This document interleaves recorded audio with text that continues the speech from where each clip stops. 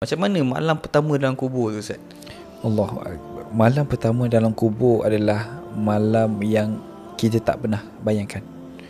Sebab bila mana kita duduk dalam kubur, ketika itulah kita sorang-sorang. Adakah isteri kita datang? Adakah ibu ayah kita datang? Naam, mereka datang. Sebab nak menguburkan jenazah kita. Lalu bila mana kita tengok daripada bawah, tengok seorang, tengok menangis, ada yang baca Yasin. Kita duduk happy, at least kita ada peneman. Oh, ada ibu ayah aku, ada isteri aku, ada suami aku, ada anak-anak aku. Bila mana selesai majlis, mereka beredar. Kita nampak tapak kaki, kita dengar tapak kaki mereka, kita nampak mereka beredar. Lonely, keseoranganlah kita. Ketika itulah datang satu cahaya, kata para ulama, datang seorang cahaya, satu cahaya datang kepada kita. Apa itu cahaya? Cahaya itu datang kepada kita. Wahai fulan, kata cahaya, janganlah kamu takut.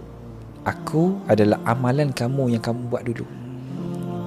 Jangan kamu takut, aku akan teman kamu sampai hari kiamat. Wahai fulan, ketahuilah nanti akan datang dua orang malaikat, akan tanya kepada soalan kepada kamu, ma rabbuka, ma nabiyuka, ma dinuka. Maka jawablah ini. Jangan risau fulan, aku akan duduk dengan kamu. Okey. Bayangkan, Amalan kita datang. amalan kita datang. Amalan kita banyak ke sikit lain cerita? Which is amalan itu akan datang berbentuk cahaya. Bayangkan ketika kita hidup, amalan kita tak ada. Siapa nak tolong kita? Maka datanglah binatang-binatang buas. Sebab ketika mana datangnya malaikat Munkar dan Nakir bertanyakan soalan kepada kita, dia akan membawa satu tongkat. Tongkat itu dia akan bawa untuk pukul mana-mana orang yang tak boleh jawab soalan daripada mereka. Ma rabbuka, orang yang tak beriman, orang yang kurang ilmu ataupun which is yang banyak dosa, apa jawapan? Itu jawapan yang disebut oleh Nabi. Dia tak tahu nak sebut macam mana, dia tak tahu apakah jawapan dia. Padahal kita tahu dah kan. Tapi itu akan jawab adalah keimanan kita. Ketika itulah jawab maka akan dipukullah oleh malaikat Munkar dan Nakir. Dan kata Nabi, berat pemukul itu ketika mana kamu letak di atas sebuah bukit ataupun gunung, letak saja, bukit gunung itu akan hancur. Tongkat itulah yang akan memukul. Berapa lama malaikat akan tanya soalan kepada kita? Ada ulama kata 7 hari, ada kata sebulan, ada kata 3 hari.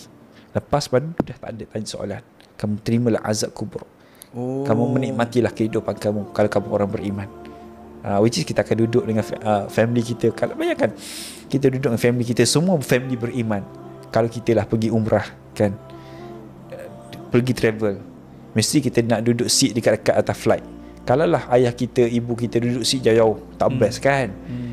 Macam itulah bila mana kita sampai di alam barzakh, kita tengok rupanya adik-beradik aku bukan orang beriman, adik-beradik aku banyak dosa, ditempatkan di satu roh yang tidak beriman, satu roh yang banyak dosa.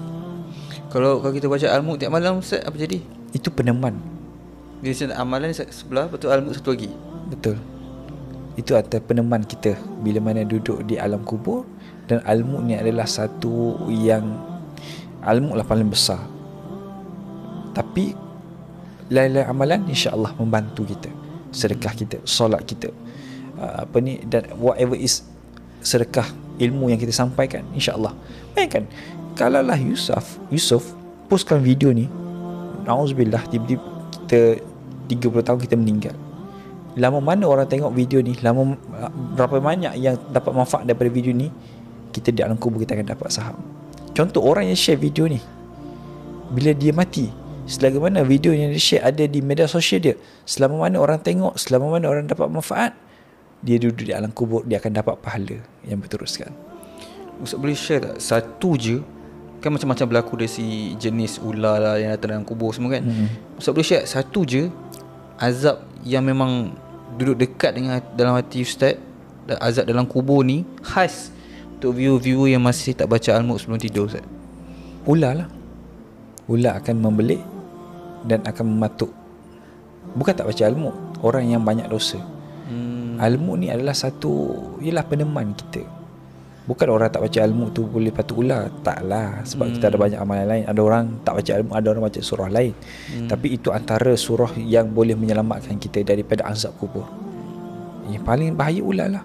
Ular itu bila mana dia belik badan kita, ni setengah ulama cuma gambaran the real pandangan wallahu alam. Dia akan belik kita, dia akan patuk kita.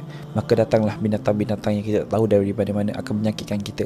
Anak-anak akan makan, semua-semua akan makan jasad-jasad kita. Benda tu lah benda yang kita tengok, uish, risau. Hari ni kalau orang kata tak pusat saya berani dengan ular. Ular yang kita akan jumpa di alam kubur, bukan kita jumpalah, kalau orang yang tidak beriman akan jumpa, adalah ular yang sangat ganas, ular yang sangat memang kita tak pernah nampak dan sangat besar. Sebab itulah